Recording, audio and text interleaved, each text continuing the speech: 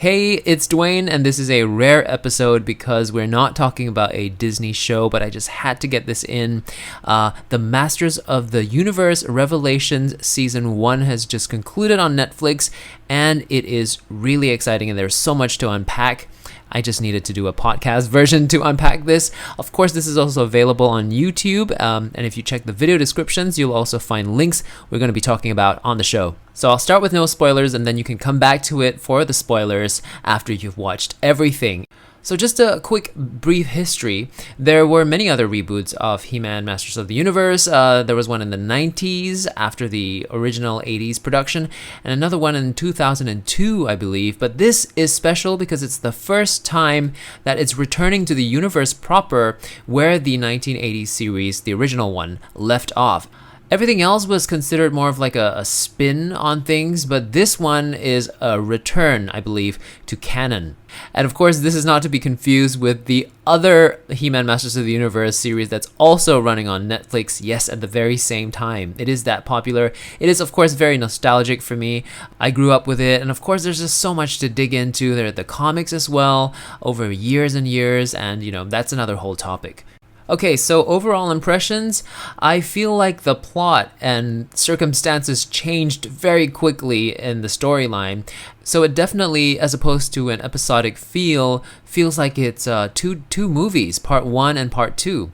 The focus being the characters, and that definitely adds a level of sophistication, lots of questions answered about character dynamics. Also, we get more into the heads of the characters, their fears, what are their motivations, and less about the universe and how the rules work. There are a lot of things that happen that are not explained. What I liked about this series as an old-time fan was that coming right back to it didn't feel strange. The characters were right there.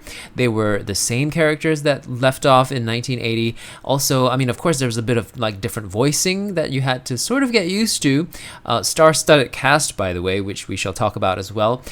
And the artwork was similar enough that you could identify them very easily and reconnect with them, but yet they expanded on the characters as they evolved, giving them some very interesting makeovers. And speaking of makeovers, Evil Lynn herself must have had at least 4 makeovers. And the funny thing is, nobody talks about who designs these makeovers. We know that the designers, there's someone who actually designs all of that, but in the universe itself, how does she have short hair and then long hair, and then who designs her, who puts the makeup on for her? It's all it's pretty funny when you think about it. Overall, I would say season 1 really enjoyable. It was the nostalgic factor that was working very strongly for me. Also, everything just made sense in the universe, and the characters move forward out of the 1980s series where they actually evolve. And it looks like they are pointing towards season 2, which is really great because I want to see what happens from now. Also, the after show specials are just such an amazing treat. Nerds like myself always want to get to know a little bit more about the process and, so meet some of the cast and the characters. So that's also really great to watch. But of course, there are spoilers, so only watch that after you've watched, there are 2 special episodes.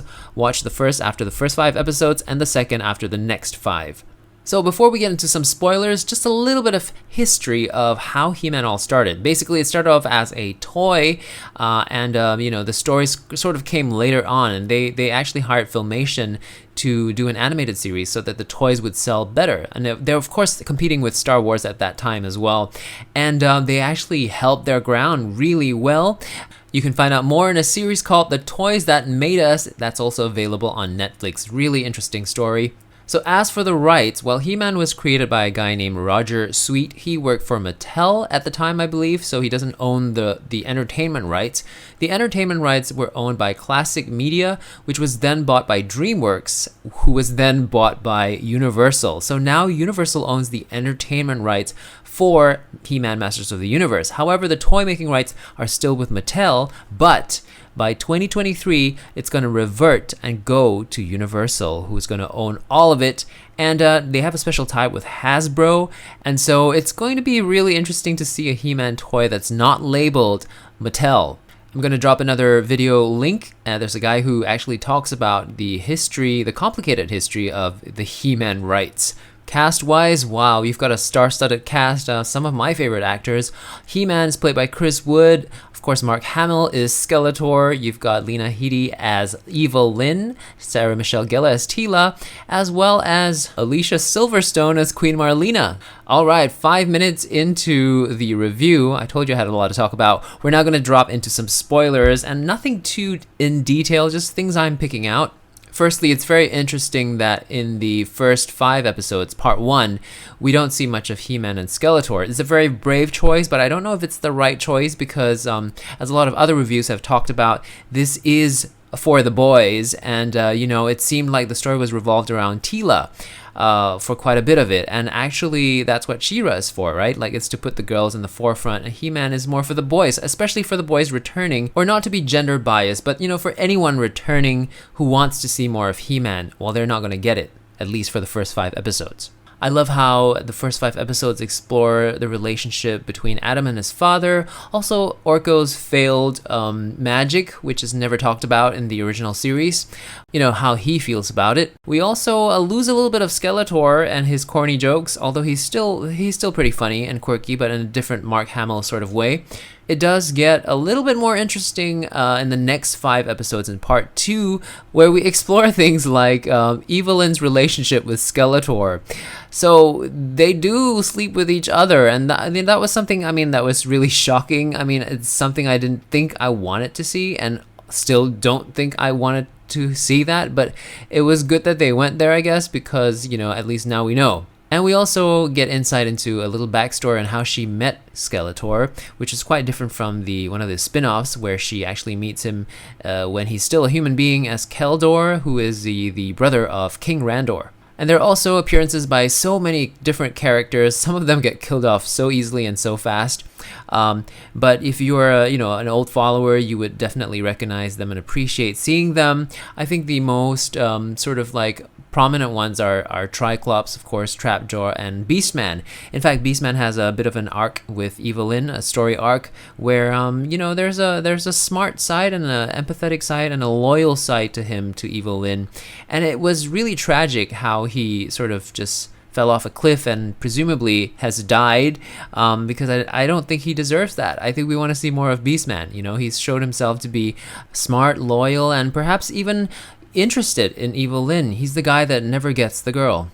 And then, of course, there's the whole theme of sort of like domestic abuse with Evelyn and Skeletor. And we even dive a little bit into the marital problems of Queen Marlena and King Randor, which was a nice touch, but a little bit too short. But so then became a little bit like out of nowhere and a bit unnecessary. But still, they could afford to explore these things a little bit more if the series were longer. But I understand the constraints.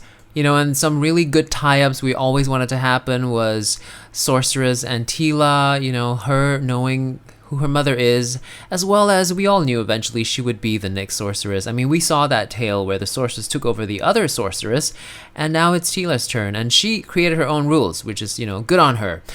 She can leave the castle, and, sometimes that's a big metaphor for not always, defining yourself based on the rules that are around you, but changing them for the better.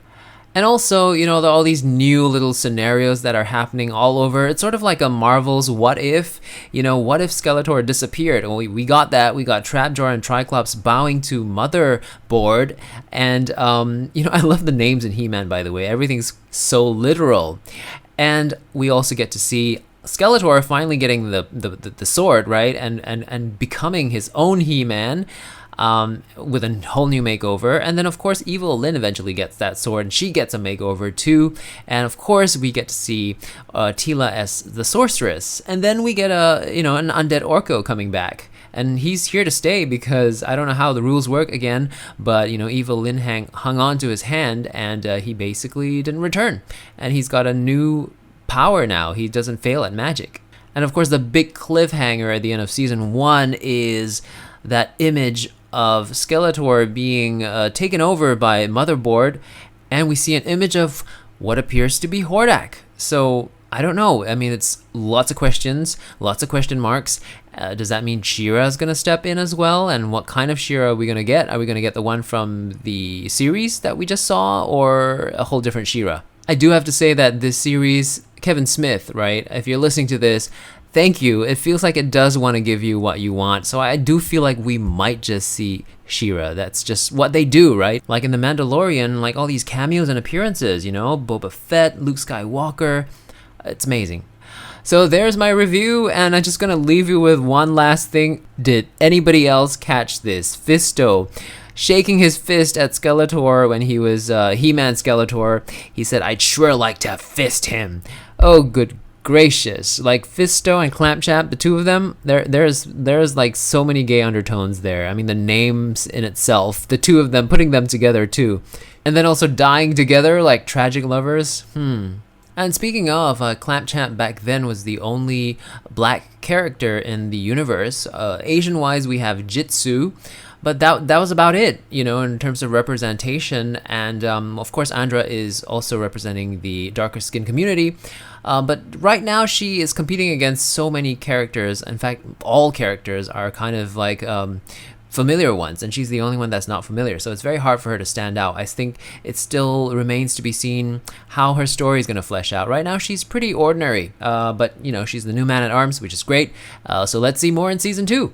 Thanks for listening. I would love to hear your thoughts as well. If you're watching the YouTube video, you can leave some comments, but if you're listening to this podcast, you can find me on Instagram at DisneyDwayne and write to me there.